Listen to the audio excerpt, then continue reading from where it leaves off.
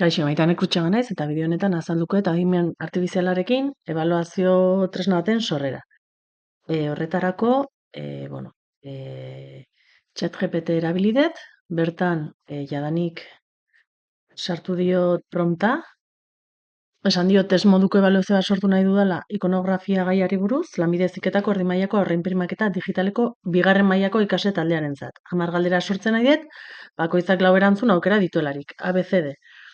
Galdera zuzena zein den eta zergatik adierazten nahi dut eta galderak atxikitzen dizuan aurkezpenan oinarrituta egotea nahi dut. Hori da eskatu diodana, jadanik PDF-a atxikitu diot, hauxe izango litzakela, bai?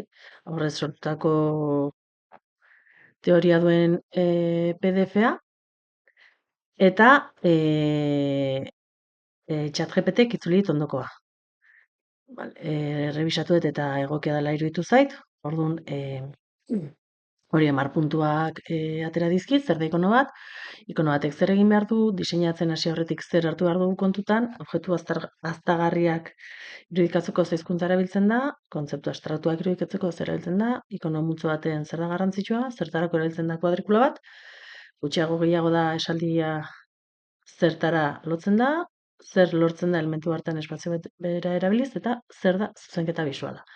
Orduan, behin revisatu dudala, edukia egokia dela, eskatu diot, galdera hauen Word dokumentua sortzea. Eta sortu dit, eta jadanik deskargatuta daukat. Orduan, dokumentu honekin, hemen dudana,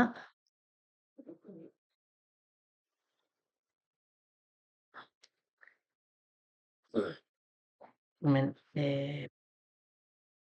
pasatu dit edukia, Word dokumentu batean, eta galdetegia egiteko erabili dudan plataforma izan da Quizgecko. Jadanik sortu da dut, ze, bueno, doako plataforma, doako bersioak usteituak harrik hilabetean test bat sortzen, jarraian hauxe dela. Orduan, hemen daukat 10 galdera egin dizkidala, hizkuntzia aldatuko dut. Plataforma honetatik gustatu zaitena da, uzten didala euskeraz lan egiten, osea, euskera plataformaren visualizazioan edo plataformaren erabileran hementxe hontan ez daukat aukera euskera erabiltzeko, baina bai ematen dit aukerak pertsonalizazioan adierazteko nahi dudan hizkuntza, ez.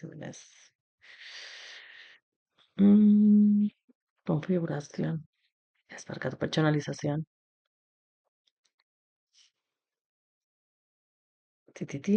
Idioma de generación, mateit aukera euskera erabiltzekoa. Berriro emango diot. Gerora ere, sortzen dudan bitartean ere, dokumento sortzen dudalean,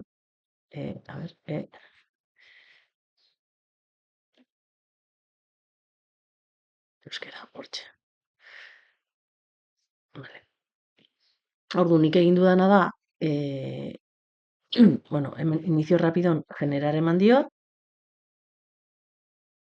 esaten dit, nola ja sortu deten ez ditutziko aurrera egiten, baina, bueno, bentsat ikusteko nola funtzionatzen duen, importar preguntas existentes desde un archivo ematen diot, siguiente klikatu, eta hemen igoko dut nire dokumentua.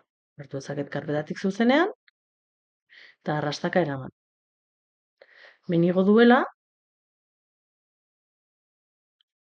konfigurazioan hemen da esaten didala ea ze hizkuntzatan lan egin nahi dudan, euskera nola aurretik aukeratu dudan, ja agertzen zait euskera, baina ez dela, hemendik ere definitu genezake, eta hemen saltatze eta bisua esanez, ezin dudala sortu, jadanik egina dudalako hilabeteko fitxategi, baina, bueno, baina hau eginda, sortuko liguke,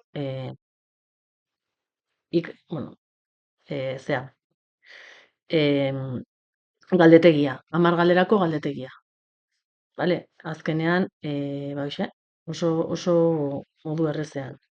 Eta galdetegiaren itxura, bueno, nik hemen ematezkit aukera ezberdinak ean online nahi dudan galdetegia erabilinik kuestionario maraton eman dio, bueno, pues ez datelako nahi ikasleek denbora tarte bat, denbora tarte motz bat izatea, osea, nahi behar duten denbora eduki dezatela galdetegia erantzuteko, eta orduan komentzar ematean jungo zait, agertzen jungo zaizkit, zera, Wordean pasaizkiodan galdera hauek, zer da ikono bat,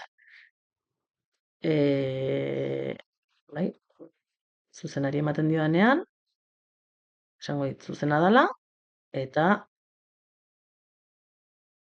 ikonatek zer egin behar du, bale, esplikazioa emateko aukera ematen dit ere, tutore bat bezala, bueno, pues erantzuteit, kasu honetan, inglesez jarri dit, baina, bueno, ulertzen ba, euskaraz testori ez liakela emango, baina, bueno, nik sartu dizkiodan galdera horiekin, emaitza bat ematen, zuzenketa bat ematen. Gaizki emango banio, esango lidak ezen dan galdera zuzena. Bueno, kasu honetan ez duan ez amaitu, aukera emateit ikusteko emaitza zeintzu dian, ze akatsak rebisatzeko, berriro saiatzeko, desafio on amigo ere esaten dit, baina nik kasu honetan ja atzera egingo nuke. Orduan, ze abantaila ikusten dizkiodan, bueno, mateit aukera gero partekatzekoa. Kasu honetan publiko daukat, ba, digitalizazio ikastaroan zuzenketarako publiko jarrita daukat, kopiatuko nuke esteka, eta gero klase espezifiko batzuk ere sort ditzake eta hoiekin sortu, osea partekatu, baina kasu honetan nik publikoan daukat jarrita. Eta honekin ikusten dizkiodan abantaila da denbora asko aurrezten degula, ba, bueno, galdetegi guztiak zuzenean iak egite dizkialako bai, ChatGPTek egiten diana da, prestatu galdetegia eta gero Quizgeko bezalako plataformek itautena da diseinua eta dena beraiek egin.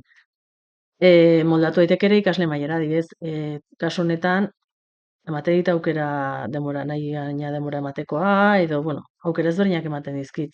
Orduan hori onuragarria da, ez? Gure ikasle maila ezberdinetara egokitzeko, ere daukatena ona da, abantaila daukana da, edukia aldatu nahi badet, oso azkar egin dezakedala.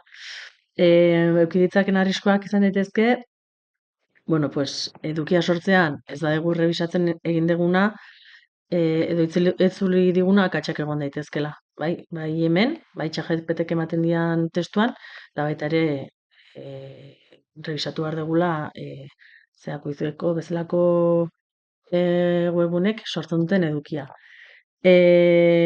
Bestalde, ba, bueno, alde txarra izan daiteke ia adimen artifizial gehiegi erabiltzen degula eta bueno, pues hori alde batetik ikaslerentzako ere igual ez da guztiz onuragarria.